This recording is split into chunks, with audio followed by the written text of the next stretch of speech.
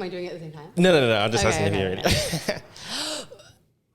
What is going on, everybody? Today, we are back with another special episode. My name is Dante. We are Chez Dante. And today, we got a special guest.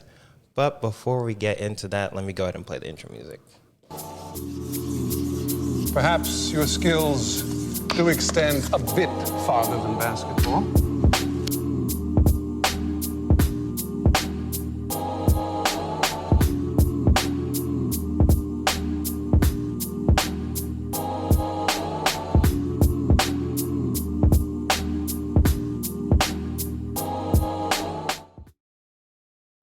As I was saying, we are here. My name is Dante. We are Chez Dante. And today we have... Tessa Presta. Hey, we got Tessa Presta in the building. We are going to be doing another amazing podcast episode. Let me actually take these off. So, Tessa, tell me, how have you been? How's life? Life's great. I've been very busy lately. Busy. Busier than I normally am after Christmas because normally it like falls off. Mm-hmm. But I have a new special client that keeps hiring me for things, which That's is good. Always hard to find stability in clients when you're doing 100%. Especially like, and I know we'll talk about this later, but like getting clients and finding clients that want to pay you like over time, like those are the ones you look for. Like, yeah, it's nice to have like a commission here and there, but the clients that are like, hey, I'll pay you, this much for a month, and then we'll do it for like this many months. Yeah. Like those are the ones you really look for. So anyways, you said it's kind of busier than normal. Yeah, I mean, like after Christmas is slow for everywhere, like restaurants, businesses. So I feel like people are just spend a lot of money and they don't really have much extra to burn. And like with design, typically it's looked at as more of like flair than necessary. So it's not like people are building huge budgets for it as small businesses, which is typically what I work with. Yes. Yeah. So let's talk about it. What kind of services are you offering, right? Because I know you're an artist. I've had a few other artists on the platform so far, but let's talk about what art are you doing and kind of how are these clients, like how does this relate to the clients that you currently have? So, I mean, I offer so many things, which is one of my things for this year is kind of focusing in more on like my star products because now it's been long enough that I think I can build off patterns. Okay. Whereas I think before it was kind of like casting a wide net and seeing what works. Yes. So for example, like my biggest seller is merchandise design. Okay. For sure. So the client I have right now, like they just want to drop a bunch of merch constantly. Like they're doing huge collabs with other brands. And so they just want to keep pumping out stuff. Gotcha. So it's great because like there's always a new project. Like I just finished a sweater design for them. And then as soon as I was done that, I started a new project that was a mood mat, which are like these silicone, sorry for the smokers out there, I don't really know, but they're like these grippy silicone mats that you use if you have like a really nice bong or just like a regular bong. So it doesn't fall. Yeah, it's like the people with the dab rigs, like they put it so it doesn't slide around and stuff like that. Okay. Exactly. Interesting. So I'm learning a lot about weed specifically. Yeah. So I just learned about a dab rig like last year. I never knew what it was. There's some crazy shit out there. The references they send me, it's like pure science. I've never seen anything like it. Yeah. But yeah, merchandise. For clients, I would say like that's the number one. Just custom work. I think one of my biggest skills is like taking somebody's ideas and turning them into something that they like. I feel like I rarely have communications with clients where they want to change a lot about the design. I have like a very thorough revision process. And yeah, so I'm realizing that's a strength. Yeah. How did you cultivate that strength? Because I think that's such an important skill to have, whether it be you're working with clients to be able to like get the picture that's in their head and be able to even articulate it, right? Because the client will be like, oh, well, I want like a green character and he's doing this. But then for you as an artist to be able to be like, okay, green character, but like, what is this green character doing? Right. How did you kind of develop that skill? Or is that something you've always had? Okay, well, kind of a mix of had it and developed it because like growing up, I was like, if you were near me, you had a whole like fresco on your body. I was like pen on everybody. I would come home with like, so I was just like if there was a birthday, I'd have like the best card that showed you exactly how much I know you. And like, I feel like I've always used doodling and drawing as a way to like communicate with people in simple ways.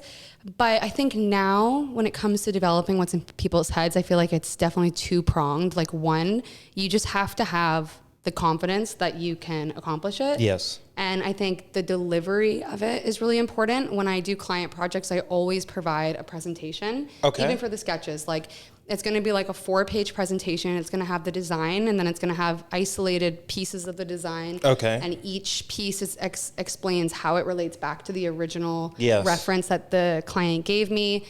And yeah, I think being articulate about it is important. And yeah. Do you find that like that extra bit of articulation goes a long way when it comes to the clients? Like, versus like, say, like now you're doing like 4-page presentations, but before, were you always doing 4-page presentations, or is that something you also like worked up to? Yeah, I think I definitely worked up to it. I think, so when I was working with 𝁟There, I noticed that like when he would do client work, he would always send voice notes. Okay. And love that, but most of my communications are through emails because like people find it on my website. Okay. And I just felt that I needed my own version, and I think I'm really good at being articulate about my designs. Okay. So that was my kind of solution to the version that he does. Yeah. Yeah. Like I felt like if I'm strong at visualizing ideas and I'm strong at verbally communicating ideas, I can combine those two things, and really it cuts out so much of the communication process. Like it just jumps to the point, and it's also about like recognizing the questions that your clients will probably have and then answering them before they ask. Yeah. Yeah. Because I think that if your clients feel like you understand them, and that's like a great way to show that you do, is answering the questions before they have to ask. Yeah. I think they just put a lot more trust in your ability to make 100%. Their thoughts reality. Yeah. And I've read a few books. I like, you know, like when you read a book or you read multiple books and you grab information, but you don't know like which book you grabbed that specific. So like I was reading, I think it was a book on like negotiation or something, but being able to articulate the other party's possible wants before them, like once again, it shows that, hey, this person actually cares about what we're trying to do, because they can kind of already see what problems we might face. Therefore, if they're able to see it, we can like relate closer to them, right? Is that kind of what you're seeing? Yeah, I think it's just about making people feel heard. Like if someone's about to drop $700 on a project with you, you're gonna want to like show them that you respect their ideas and understand what they want, because nobody wants to like. It just adds so much more pressure when you feel like your money's on the line for something. Yeah. And I just want to make it as streamlined as possible so that both of us enjoy the process. Yeah. No, streamlining is key. And, you know, we're just talking about this before we went live or as we're going live. But my whole like podcast system, I think I've like streamlined to a point where like, you know, this episode will be edited today. Like I rarely have to do any editing. I honestly respect that. I see you do these, and then I see you edit them, and then you post them the same day, and I'm like shocked at how much gets done in one day. And I think it all comes from streamlining, because, you know, before like I would, you know, have the recording, and then I'd have to add the intro and maybe do another clip, but now I just literally do everything here. You were excited about the little intro button. Yeah, it's so fun. I love pressing. I have other buttons, like you can like, actually, hold this to your ear. Let me know if you hear this. Can you hear that? Yes. Okay. Can you hear? Love it. Okay. I think I have like 2 laughs. What's that one saying? I can't hear it. Is that one not? I don't think that one's coming through.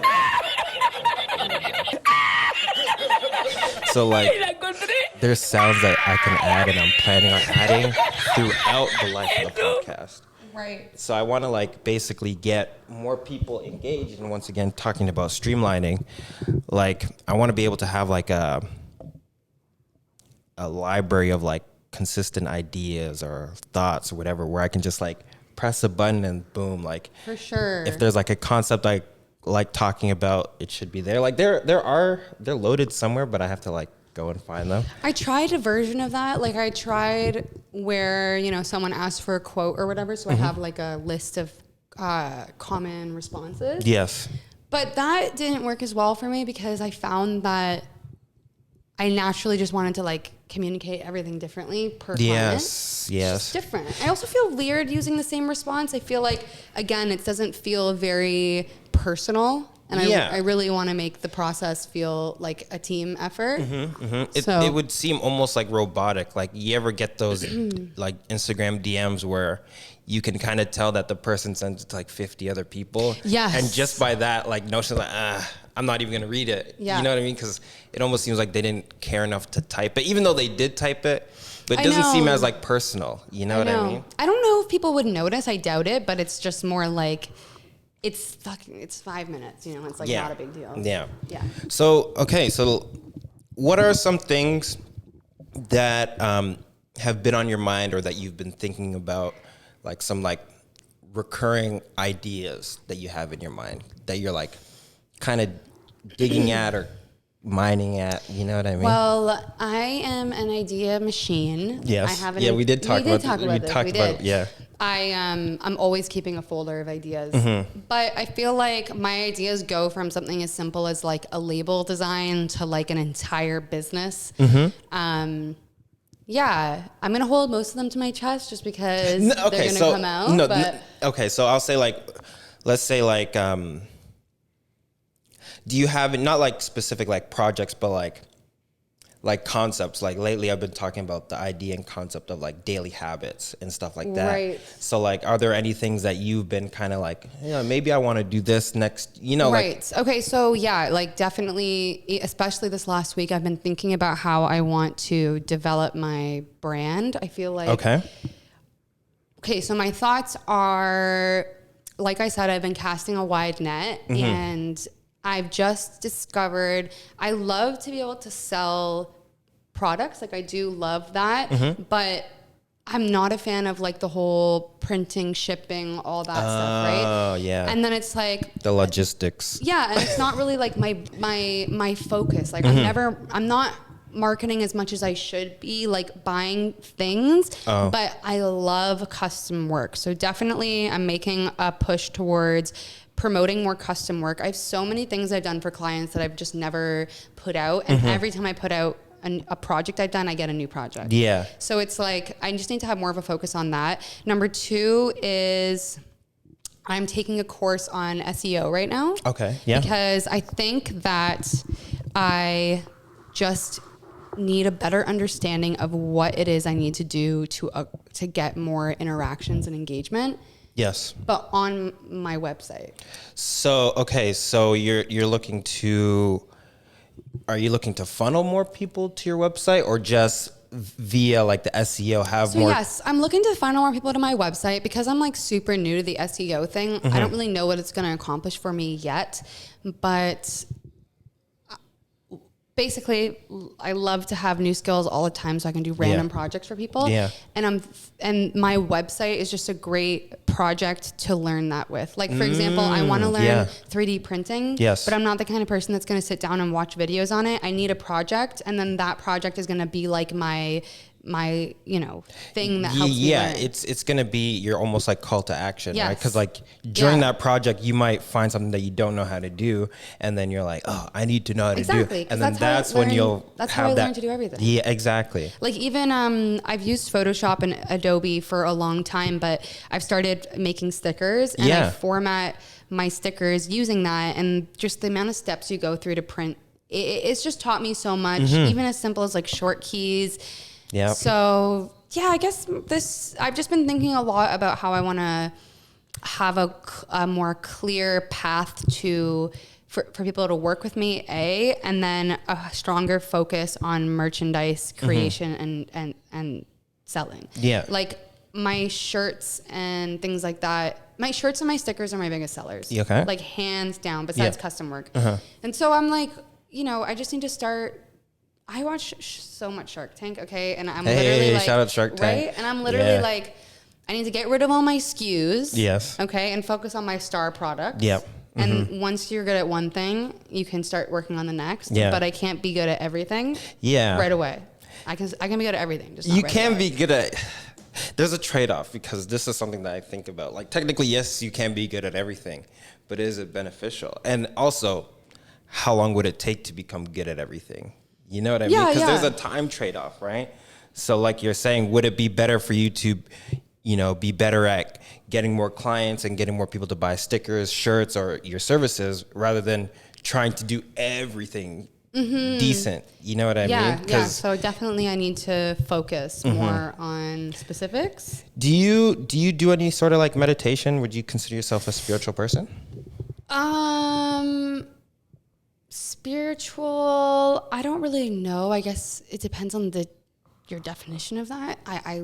I'm a very Open-minded, cerebral person. Okay, cerebral. For sure. I like that term. Like I feel like I exist in my mind a lot, which is like double-edged sword for sure. Yep. But like in terms of meditation, love yoga. Go to yoga a lot. Nice. So that's because I have ADHD and I have such a busy mind. I need a thing to help me meditate. I couldn't just like sit down and stare, or whatever. Like I'm sure I could. Yeah. But it really feels difficult. It does. And that's something that I've not recently, but I've been doing it for a while. And I find that just trying to sit in that one spot, I don't even actually sit down. I lie down because. Oh yeah, you do meditate. I've been trying to meditate at least like 10 minutes a day. Wow, good job. Yeah, and like so I'll start like lying on my back, but like I'm so restless that I'll like start moving around and I'll do all these things. But I know for that 10 minutes, like if I start to move around, kind of like if my brain starts to wander, it's like okay. Regroup, lay back down on my back, stop stretching, stop rolling around. I bet that's really good for you, like working out your brain. Yeah, I'm trying, because like you're saying, if you live in your head like a lot, like because I find that a lot of the time I am thinking, or I'm like sometimes I'll be so deep in thought that I won't even be here mentally. Like I'll be like somewhere else. Like my body will be here, but like I'll like space out, like, and I'll be somewhere else. But having been doing the meditation and just having the practice of like, okay, I'm wandering, but I'm conscious of the wandering. Let's bring it back.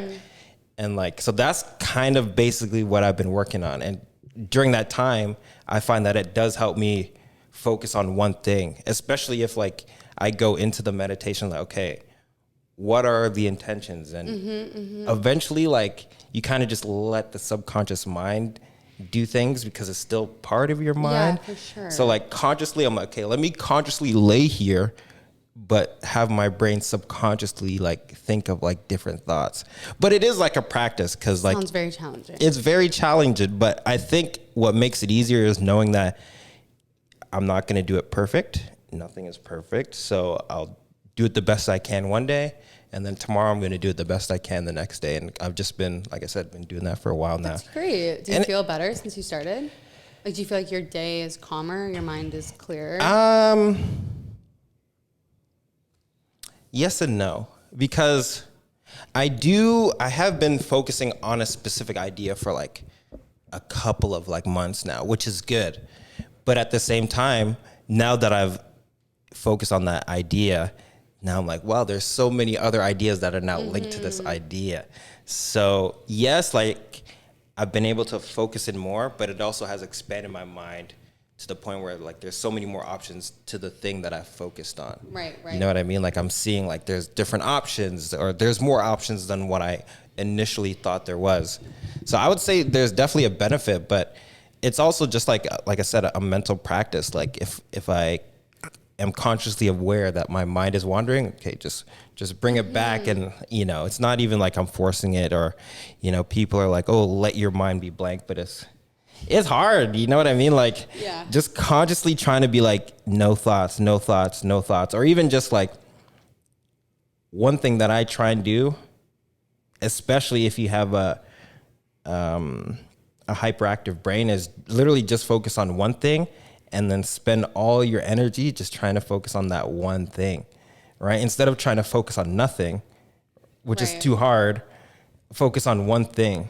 Because if you're focusing on one thing, that means everything else you're not focusing Yeah. on, right? So, you know, there's different ways to do it. Like I said, I start by just lying on my back, and I also try and meditate in the same place. Like I try and make it like a habit or like a routine. Ritual. Yes. Yes. That's a good word. A Maybe ritual. I'll try it one day. Just try it. And once again, like right now I do 10 minutes, but I started with 1 minute, you know, and before that it's like, I couldn't even do a minute. I just laid there for 30 seconds. Okay, there's my meditation for the day. I do like guided meditations. Like in a lot of yoga classes I take, Yes. they do a guided meditation. Yes, yes. Or I did this one that was clapping meditation. Clapping so, meditation. Yeah, so like everyone sits up and then it's like, he'll count to 3 and Okay. everyone will clap at the same time. But this is like a room of 30 people Yeah. in this tiny, so it like echoes. Yeah. And then you do that a few times and it's like mixed with breathing.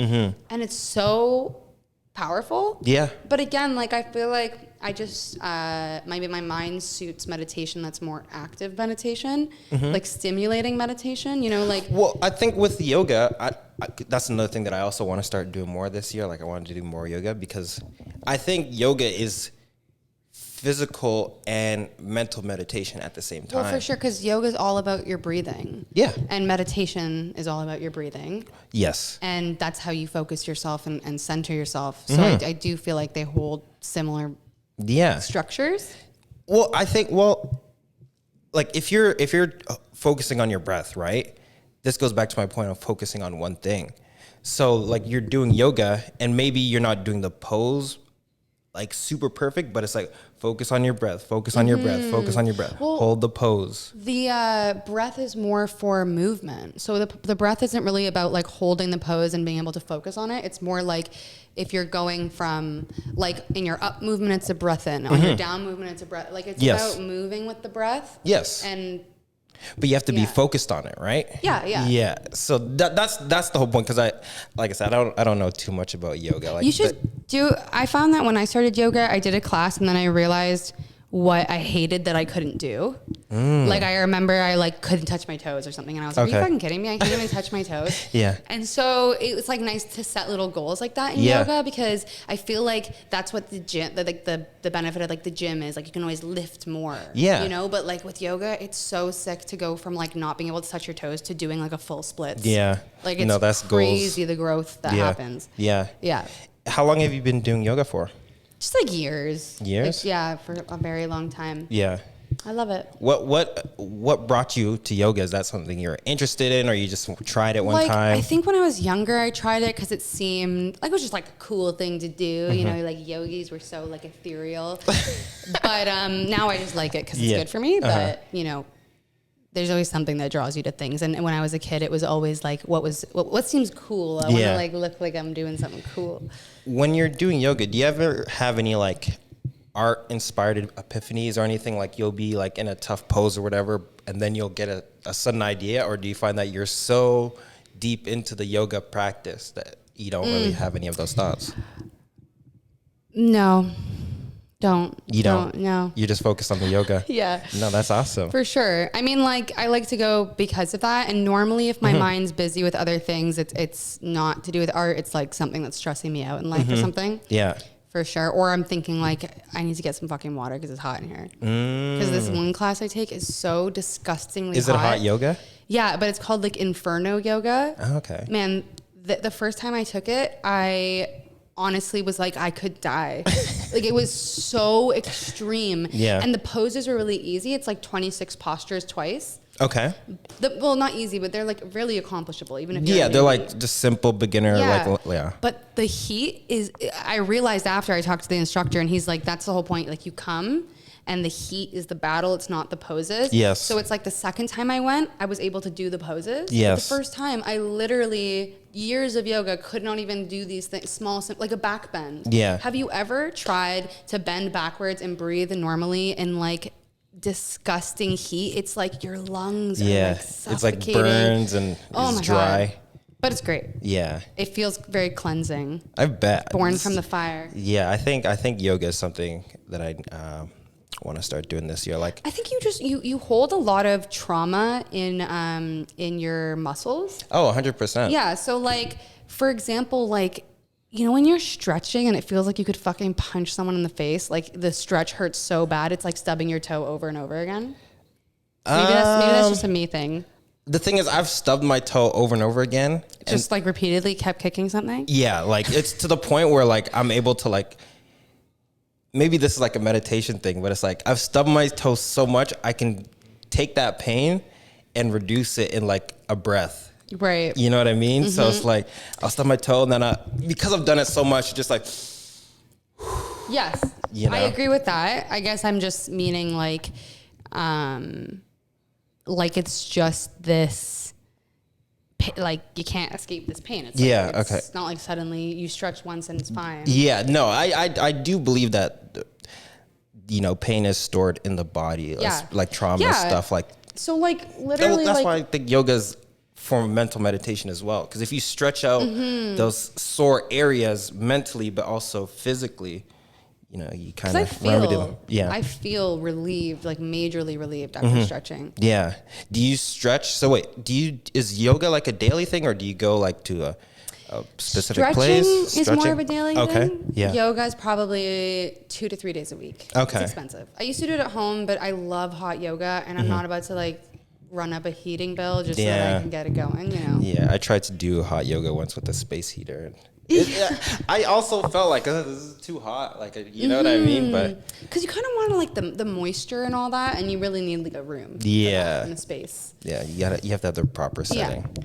So let me ask you this. I know you've how do I say this? You've grown some spores, we'll say, right? Okay. Are you comfortable with talking about this? Spores? Like the mushrooms and stuff? Like, oh, those were not magic mushrooms. No, but just in general, like I'm curious about people that grow mushrooms and stuff. So well, like how did you get into that? Went to a wedding. Okay. Then outside of the wedding was a little market. This guy was selling a box of sawdust and spores that turned into mushrooms. Oh. Bought it, literally just sprayed it once a day, and in 5 days I had like a whole farm of mushrooms. Yeah. Yeah. And was it like it was easy? Magical. Yeah. Seriously, like within hours it changes its form. Jeez. And it's the only time I've ever seen like something growth? like that within plants. Yeah. Like it's like when flowers like open, or when certain plants like open for the sun and then close, and to watch that happening, you're like, this is fucking crazy. Yeah. These mushrooms, everybody has got to grow mushrooms. It is like it's like what you wished spider monkeys would be. Or not spider monkeys. Sea monkeys? Sea monkeys. Remember those like little the 90s toys? Yeah, and you like put it in the water and it like grow. That is what everybody wishes they were, like your reaction when you see them grow. You're like, I'm like, babe, come here, you gotta see this. Like we're literally like yelling it for each other from other parts of the house to like, because we're so excited. Because they're just growing. It's just crazy. Yeah. I've never seen anything like it. No, I saw this like documentary, this guy on YouTube, and he started like just growing like mushrooms for his like the farmer's market, and I just got like super interested because he's like, so like, you know, you put them in the sawdust, you do a few cuts in the bag, and then it just starts growing. I was like, what in the world? It definitely got me thinking about packaging, because when I got it, I was like, there's probably so many cool opportunities. Like I saw this one company and they had it like like picture a lunch bag that's like, like a brown paper lunch bag. Yeah. And then the top of it, like the flat part, is the part where the mushrooms grow out of. So like just cool options. Like imagine you could have like whole packaging based off of characters, and the mushrooms are like as they grow, they're like the hair. Like Shel Silverstein, you know the author? No. He's like this amazing poet, and Where the Sidewalk Ends. Do you know that book? No. Anyways, so he's this amazing author. He has this one illustration of a dude, and he's got flowers growing out of his head. Okay.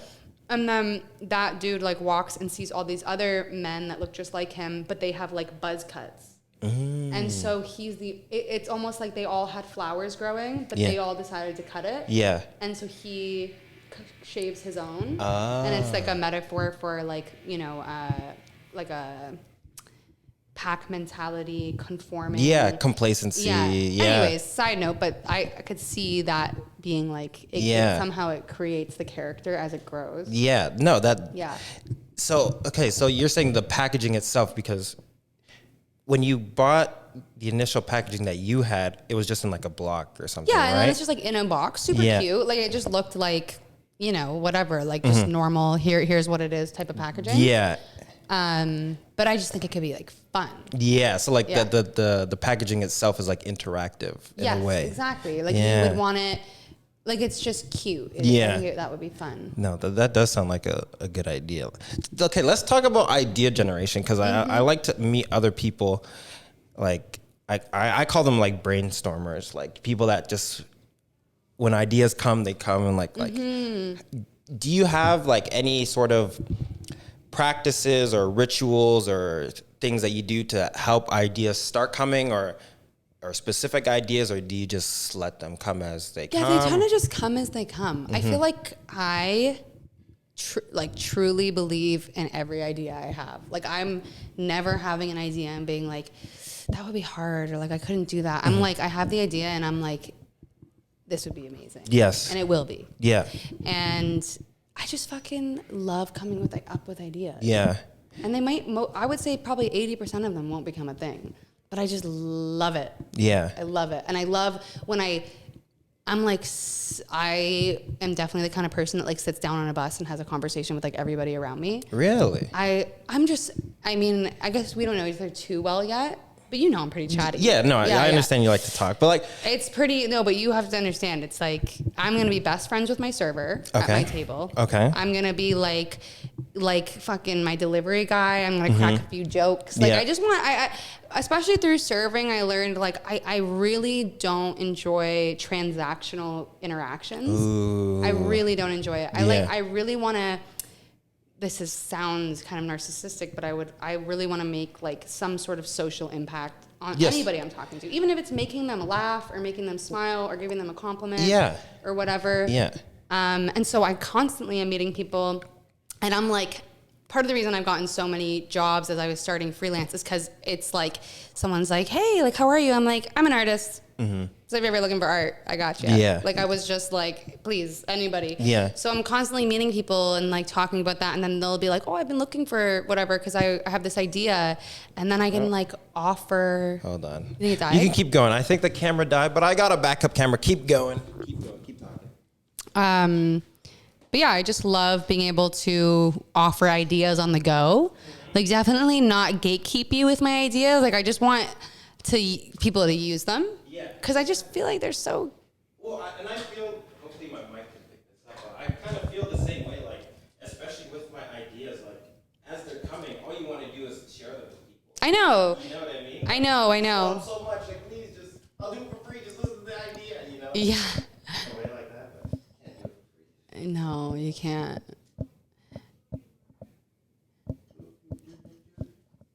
Backup camera, eh? Right.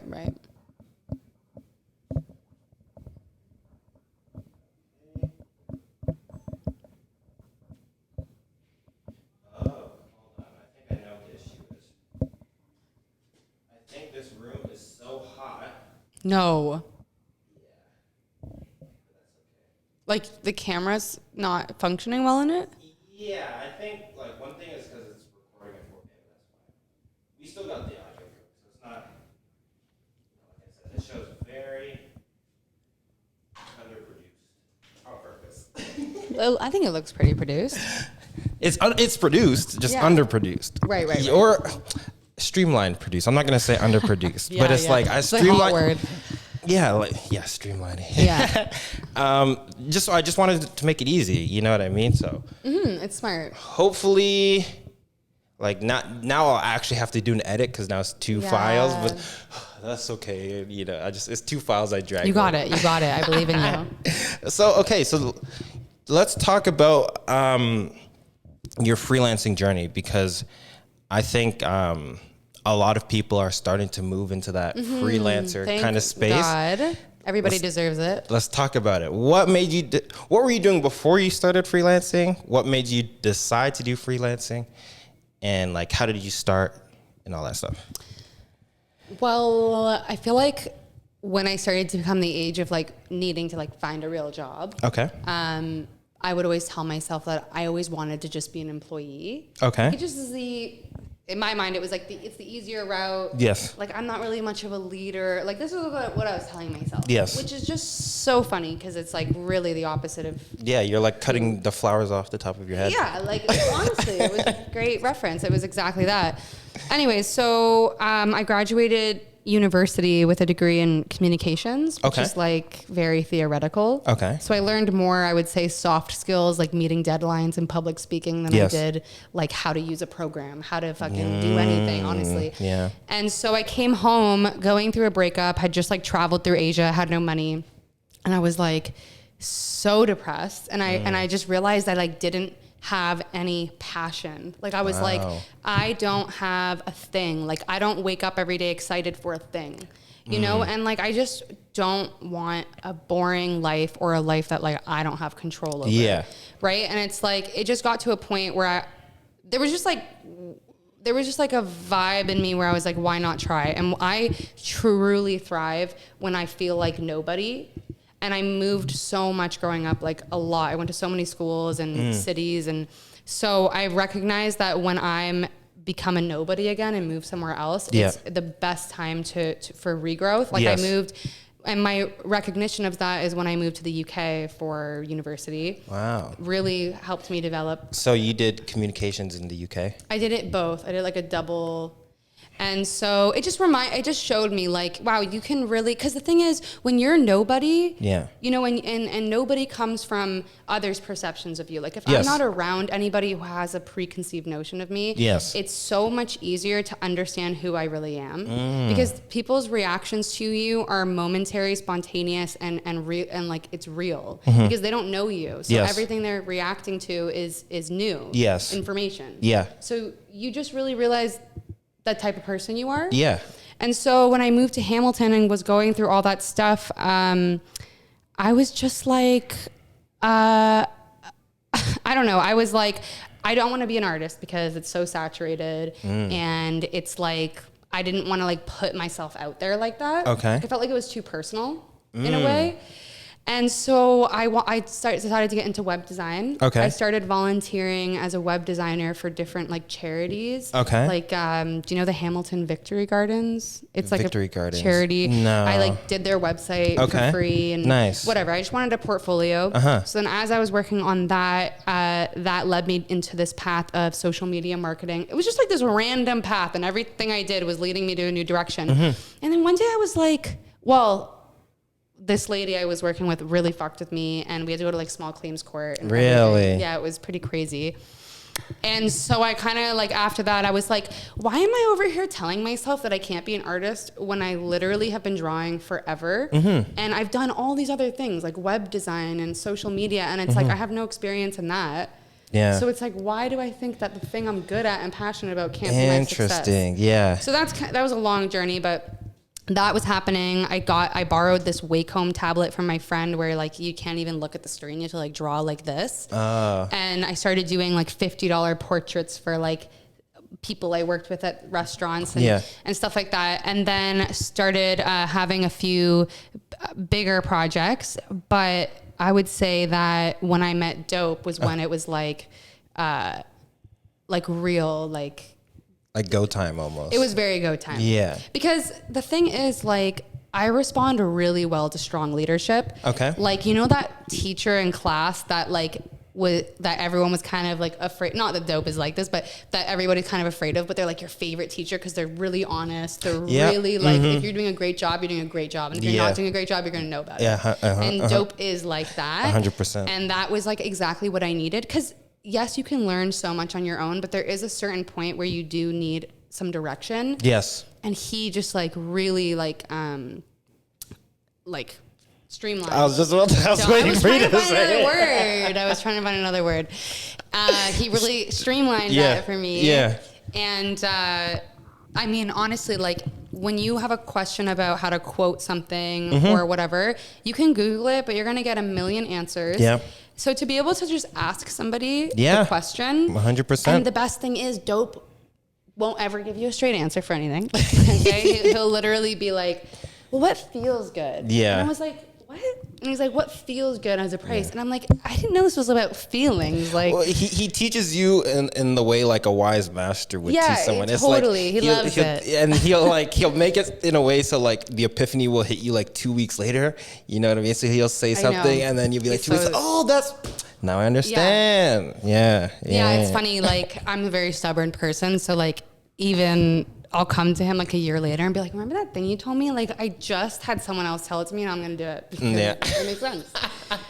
He's, but that really was, that was for me, I think, a confidence builder, because this was like the first time I had a peer where it was like, you know, you have an idea or you have an idea and it's just like, okay, how are we doing that? Yes. It wasn't like a cool idea or how would that work? It's like, it's like to be around somebody who values your ideas and your creativity to the point where it's a reality when you say it. Yeah. Like that was huge for me. Yeah.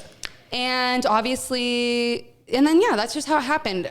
I think a mix of experience that led me to be confident, dope, pushing me and giving me direction, and networking. Those were like the three reasons why I was able to go freelance. Yeah, and how has that been? Like, what were some of the struggles you faced at first that you thought or you didn't even expect to be facing? You know, because I feel like a lot of people when they start freelancing, they might, you know, be like, oh, well, I'll just start getting clients or whatever. But like, what are some issues that maybe you faced that you have since like overcome? Like, getting clients has never been a huge problem. But again, I think it's just a network I've created and in a space I've found myself in. It's not because I'm like the best, you know, and it's like everybody's dying for a piece of it. But it's like you're around the people that would want it. It's like I've worked at restaurants forever. And it's like, guess what? When you're working at a restaurant and you want to be an artist, you're working beside a guy who's working at a restaurant and wants to own a restaurant. You're working beside the girl who wants to be a singer. You're working beside really ambitious people who unfortunately are stuck in the fucking hospitality industry, which sometimes can just suck your soul. It does. And so those were my first jobs. Like I just posted something yesterday. I illustrated a cookbook for this guy named Tanner. The pizza, right? I said the sourdough. For the sourdough. Yeah. This guy, it was like a bread extraordinaire. Like you've never been more interested in bread in your life than when you're talking to this guy. Like you just didn't know that bread could be interesting. No, those kind of people are the best. So, and he's just so talented and whatever. So that was like one of my first bigger projects, and it was with a guy I worked at a restaurant with, you know, and like that's how it goes. I did labels for Roman, who owns Pasta Mercato, also worked with him. And he was a cook, a chef, whatever. And it's just you're around ambitious people, and I think ambition seeks ambition, and everybody wants to help. We all love being in a community. So that wasn't a huge struggle. I think I panic a little bit about saving, because it's not like I'm like drowning. Like I'm never like, oh my God, like I need another client or I'm not going to make rent. It's more like I need to start like actually like I want to buy a couch. And you know, having enough money to live my life is great, but I would love to start thinking towards the future. And I think even if you have a steady influx of clients, you know, you're not raising your prices from $500 to $1,000 just to accommodate my own things. It's like I have to start building passive income. I have to start building. So I think the struggle is being able to analyze my business and understand the next steps I need to take in order to accomplish those financial goals. 100%. I would say that what I thought would be the most difficult part of freelance is the isolation, because I love coworkers. And I love that. But because I work in this studio, it's just not a problem. I have like all these coworkers. That's what I was going to say. Like having a space like this where technically you're not coworkers, but we're all collaborating in a way. So we all are coworkers. We're working beside each other. And I think without that, I would find this really, really difficult, because you're also like, I'm seeing you do your thing. Alicia's doing her thing, Vaughn, and we're all succeeding in our own realms. 100%. And so it's very motivating when you come to the studio. It doesn't feel good to just sit there and not do anything. It's hard to sit there and do nothing. You know, like you might come and sit, but like, you know, something like Riley will come in, he'll just start doing his clothes, and then it's like, oh, well, he's doing something. I'm just kind of sitting there like, what can I be doing? Like, especially if you're in the space, it's almost like there's something about it where you just like energized to do something. Well, that's why so many people are coming back and starting to work here. We've never had this many people in the studio. Yeah. It's really nice. I love that we're like changing up the aesthetics of the place. Yeah. Because I think to be motivated, sometimes I need like a good environment. And you know, like this place is in progress. So sometimes that can be like distracting. Yes. Yeah. But I'm easily distractible, so I don't know if that's anyone else's fault. No, I do. One of the things I like about this place always changing is that, you know, it kind of like, it's something to look forward to, right? So it's like the studio is changing. There's upgrades. We're putting the door in, which I'm like super excited for. Like, so cool. It's gonna look like, I don't even know what it's gonna look like, but every time I come in, there's like something a little bit different. It's like, oh, I can't wait. Like how you're talking about, you know, waking up in the morning and just being like inspired to do something. Like sometimes like I'll wake up, like even like today I woke up like, I've got a podcast to do. Yeah, you know well, that's it. Like that's the best thing that freelance brings to my life is every day, every decision I make, every scheduling thing I do, every meeting I have, it's all for myself. Yes. Like, that is so crazy to think about. Like you don't think that there's a lot, like, and nothing to say it's bad to like work anywhere. No. It's just that for me, I've noticed that I need the control. Yes. I really, really do. Because I'm an anxious person at times, and it just mitigates your anxiety when everything's on your plate. 100%. You know? Yeah, no, it's so true, especially, you know, because, you know, I worked for a few different companies. I never worked in the service industry due to like allergies and stuff, but like I worked for like other companies where like the amount of unneeded stress that will just be piled on just for the fact that you work at this company. You know what I mean? It's like, it's not even like you're a big decision maker or whatever, but there's just so much unneeded stress, unknown, like, oh, what's going to happen here? Why is this going to happen? Or if this might happen or whatever, that I don't feel exists if you're working on your own terms, because you're in control of like all the variables. Whereas like when I worked for, like I used to work for this company, I'm not going to say the name, but the company was so big that they sold everything from A to Z. Wonder you know what I mean? And I used to work there, and like just the amount of stress you'd just be under just being in that building. Yeah. It's like, why? I remember, this is so funny. I remember the day, actually I worked for this company twice. I left and then I went back. But the first time I left, I remember like they were like escorting me out the building, and I felt like I was being released from jail. I've been there and I felt like I was going to the airport. It's so intense there. It's so intense. Yeah. It was so crazy. I was not expecting that. All right. So, and just that would be a weird place to go into for work, for sure. And so but like when I left, like I felt like I finished like 4 months in jail, and I've never even been to jail. I was just like, oh, sunlight, freedom, you know, it's just the way that job made you feel. So I think environment it's key. I feel like, especially when it comes to, you know, art and stuff like that. Well, and then like I worked at a restaurant, and I loved everyone I worked with, my manager, blah, blah, blah.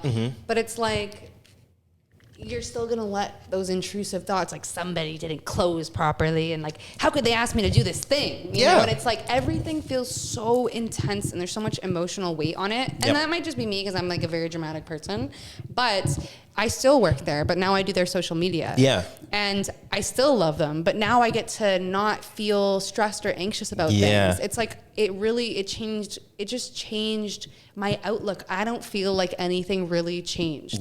Just my outlook changed. Your perspective on like the situation. That's so. Yeah, it's funny. And it's great because, I mean, the fact that you work at a restaurant and then you keep going back for more, like it's a pretty good spot. Yeah. You know, normally I'd run. From the restaurant? Yeah, like restaurants are just stressful sometimes, but like when you have a good group around you, like the people who work at it's 𝓁ₜ's. 𝓁ₜ's. And 𝓟There's in 1101. Where is that?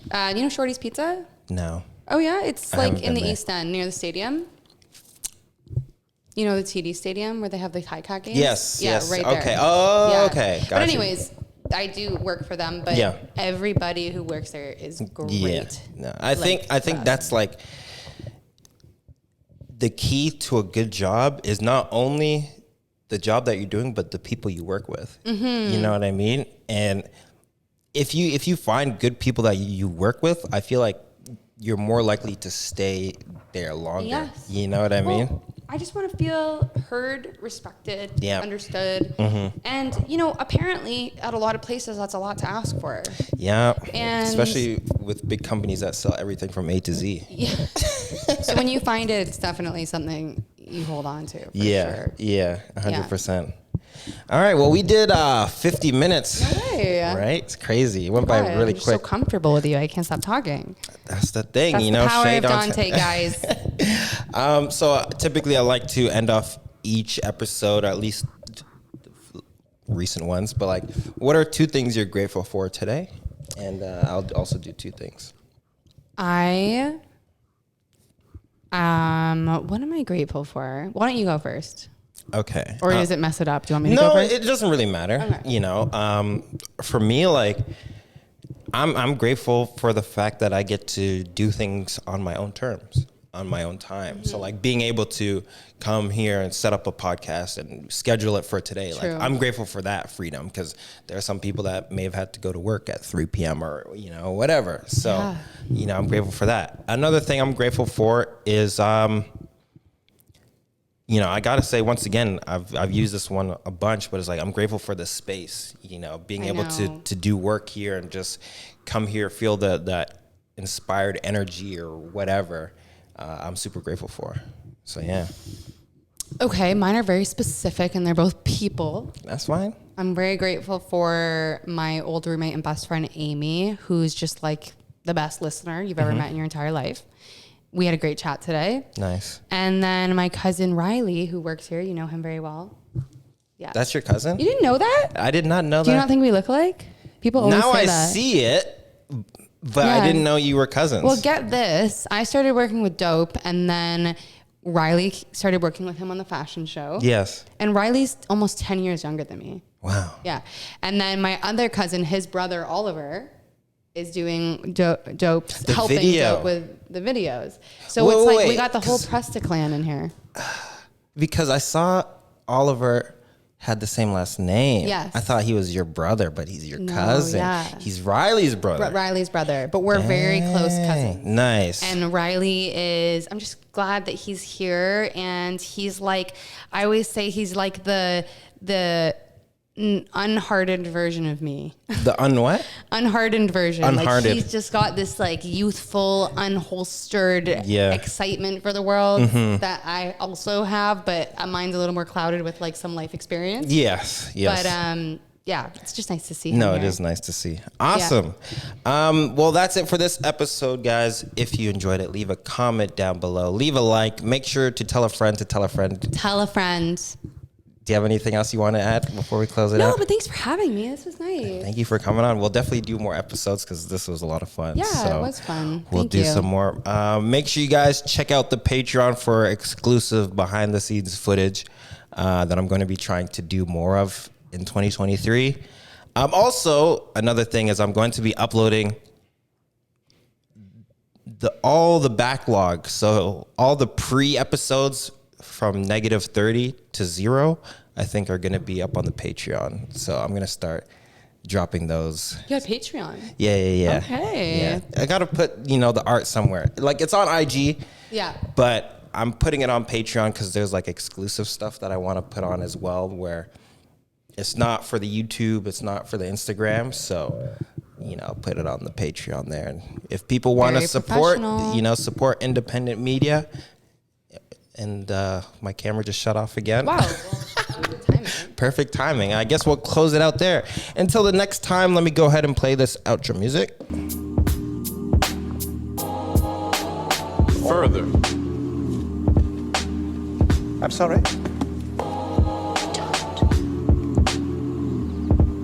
You said my skills extend farther than the basketball court. Farther relates to distance. Further is a definition of degree.